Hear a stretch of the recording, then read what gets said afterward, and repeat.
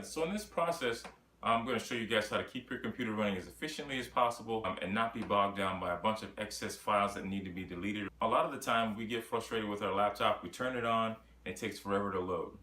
Or we try to open up a program and 2 days later when we come back, it's up. So these steps that we're going to go through should give you a noticeable difference in the speed of your system if all of your components are working properly. If you've got a bad hard drive or bad RAM, some of the stuff's probably not going to work for you. Or if your computer's got like 16 gigs of RAM and a solid state hard drive, you will notice a difference, but you've already probably got a pretty stout system. So if you're having issues with speed, there's other things that you might want to address. Or just send a message down in the link and I'll see if there's something I can do to kind of guide you in the right direction. For most of us, you should see a considerable difference in your speed in your computer and keep it running at its optimal performance for years to come.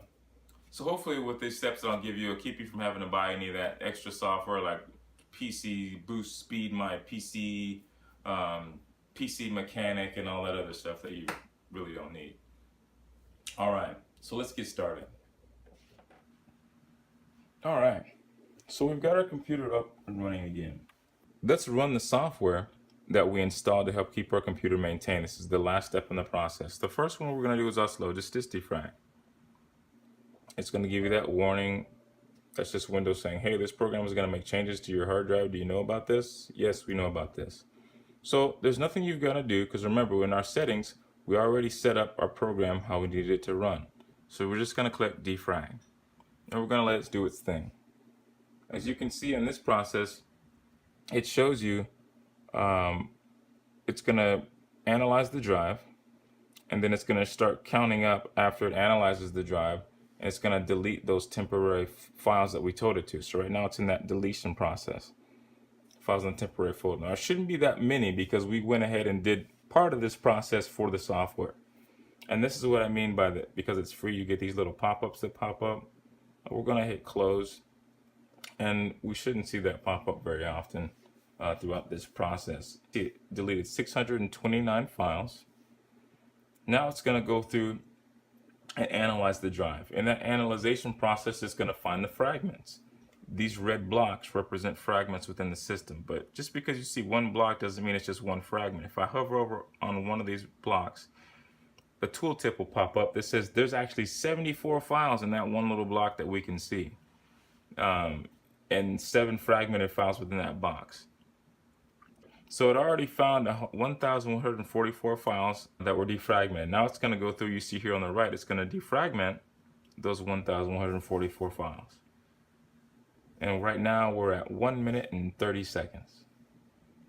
So this whole process, if you do it regularly before your computer gets kind of sluggish, shouldn't take you very long. Now, if this is the first time you've done this ever, this could take 10 to 15, 30, even 45 minutes, depending on what type of system resources you have, meaning how much RAM you've got in the system, how efficient your computer's running. So don't be alarmed if this takes your computer a little bit longer, or quite a bit longer than 1 minute or 2 minutes or 5 minutes. That's perfectly normal.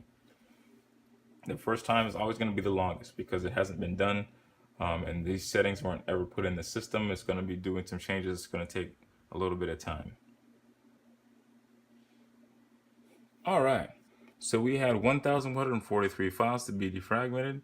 The total time it took was 7 minutes and 43 seconds. It found 1,028 junk files. This space that was wasted by those junk files was 1.21 gigs. So that's pretty neat that we freed up that much space in our system. All right, so we're going ahead and close this program. Now, if you've got a solid state drive, you won't really have to worry about defragmenting it. You'll use the trim feature, which basically helps that drive stay at its optimal condition. There's several reasons why you don't want to defragment your solid state drive, but that's another video. All right, so CCleaner is the next program that we're going to open up. All right, so there's not much that we need to uncheck in this section. By default, it's pretty much got the things that we want to go ahead and get rid of. So in Internet Explorer, if you had Firefox, that would be another option that would pop up. It's that smart. It would pick out all your browsers and delete these things in those browsers. Your internet cache, your internet history, cookies, download history, last download location, etc., etc. So we don't need to analyze the drive. We know we want to run this, so just go ahead and click Run Cleaner. Now it's going to ask you, this process is going to permanently wipe these files from your system. Do you know what you're doing, or do you sure you want to delete those? Yes.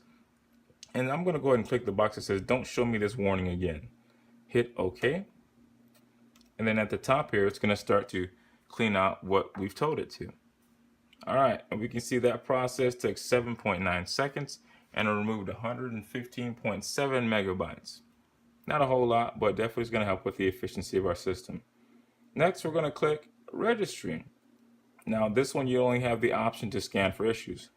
Now, when it scans for issues, it's going to pull up a lot of stuff. .NET Framework, that works with a lot of browser applications, unused file extensions that we don't need, ActiveX class issues, type libraries, applications, fonts, all things that get stored in our registry that we don't need, can slow down the system. We're going to go ahead and fix. So once it's complete, you see that address bar goes all the way, that bar goes all the way to the end. We can, now that this box that says fix selected issues can be selected, we're going to click that box. It found 98 issues. Now, if you really want to watch and look at each single one of the issues, if I was doing some kind of serious inspection and want to make sure and see what's going on within the system, I would want to watch each one of these. But for most of us, we're just going to click fix all selected issues and then hit close. Now, we're not done yet. We're going to run this again because some registry issues, once they're fixed, will reveal other issues. So we want to make sure that we get them all squared away and taken care of.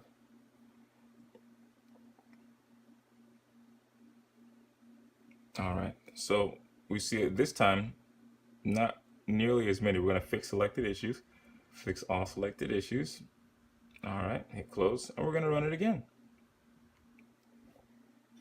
Like I said, once you fix certain registry issues, kind of the easiest way to explain it, it'll reveal other issues that pop up within the system that need to be taken care of. So we're going to fix selected issues again, hit close. We only found one that time.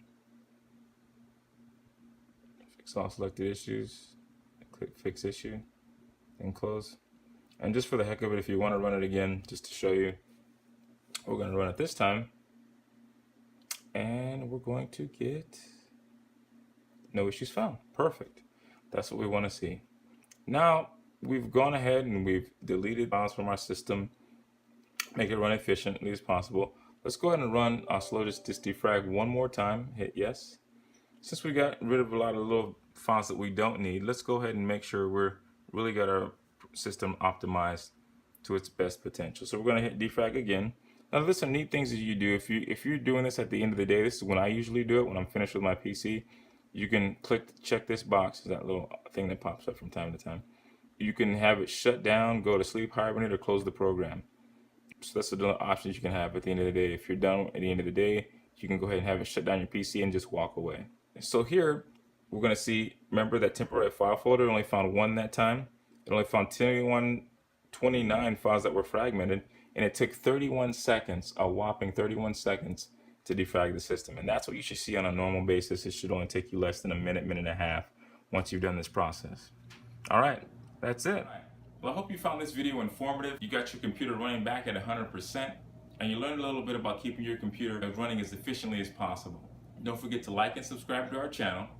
Visit our website at www.mcrcomputermasters.com for great deals on laptops, to see all the videos that we've got available for our channel, and to stay up on all the latest fixes for your laptop and your PC, and to stay up on the latest raffles that we're doing every month. All right, again, thanks for watching this video, and don't forget, as always, make it a great day.